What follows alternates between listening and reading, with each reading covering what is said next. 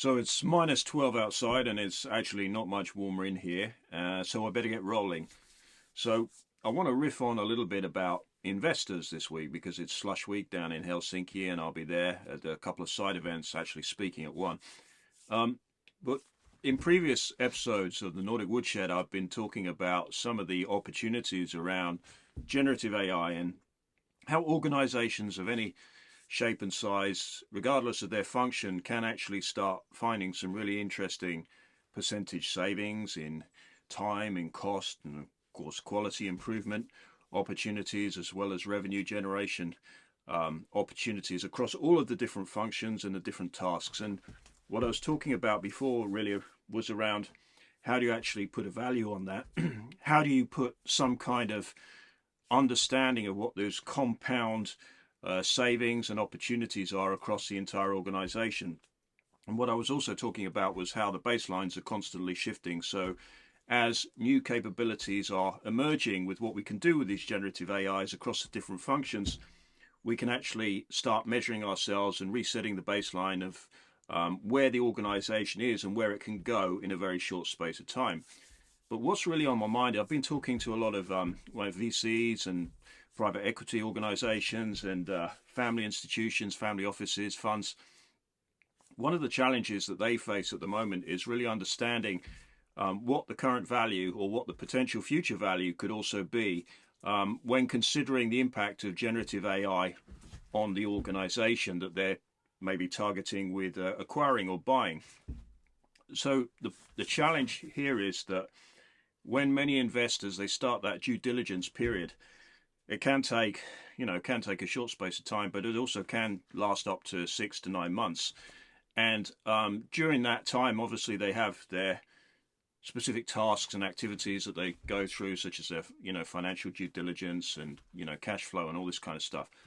But one of the other things is affecting the valuation of these organizations that they might be thinking about buying is, of course, how generative AI is being applied to the organizations in question, but not just in terms of the target company, also in terms of the market that the target company is operating in. So, any organization doesn't operate in a bubble. So everyone is basically applying these generative AI capabilities to improve their operations and grow their markets. So if you think about, say, a private equity organization or a venture capital fund, when they start looking at a business to invest in, over a period of a few months, the value or the capability of that organization in terms of its generative AI opportunities or its neglect of generative AI opportunities can dramatically change. So the question is, how do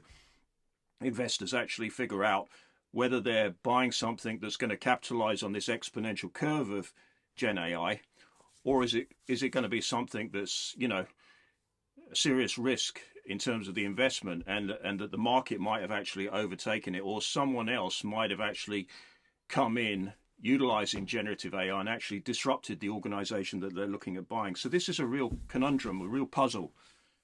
So if you think about that due diligence period that investors operate within, a lot can happen. But then, of course, a lot of things can happen after the decision to invest in that organization. So the question is also, how is that organization going to take advantage of generative AI after the acquisition or after the investment? So it's really two sides of the same coin. So before the due diligence period has been completed, how does the investor understand whether the company is actually a viable proposition in terms of its approach to generative AI and how that can actually increase its valuation and potential exit further down the line? And then after the acquisition or the investment, how does the investor make sure that the organization is actually capitalizing, taking advantage of the generative AI opportunities out there? So it's a very, very complex process. The other thing, of course, is that AI capabilities are evolving really quickly. We've all been maybe listening to what's going on with OpenAI in the last week, and rumors coming out about this Q-star and the ability to have much more of a mathematical capabilities in terms of AI and what that could potentially do in terms of understanding simulations and figuring out, all kinds of interesting scientific material design, molecular design, all kinds of things that might be coming along the pike somewhere in the spring with whether it's GPT-5 or something else. So all of this kind of stuff is going on in parallel with investors currently looking at acquiring organizations. So it's a really tricky balance, and that's something that I'm really interested to have conversations with and understand where investors' mindsets are, and also where the organizations' mindsets are and how they are planning to take advantage of all of these things. And I'm sure that down in Slush in Helsinki this week, there's going to be a lot of discussions around this. So let me just summarize this in 3 questions before I burn the woodshed down. First of all, to the investors, what is your due diligence process in terms of generative AI, both internally within that organization that you're thinking about acquiring, but also externally in the market? How is generative AI going to actually disrupt the market that you're thinking about investing in? The second thing is, you might start actually looking at the AI capabilities of an organization quite early in the due diligence process, but if that process lasts a long time, several months, then you're going to have to look at it again further down the line to make sure that your kind of assumptions and observations are still relevant to the investment.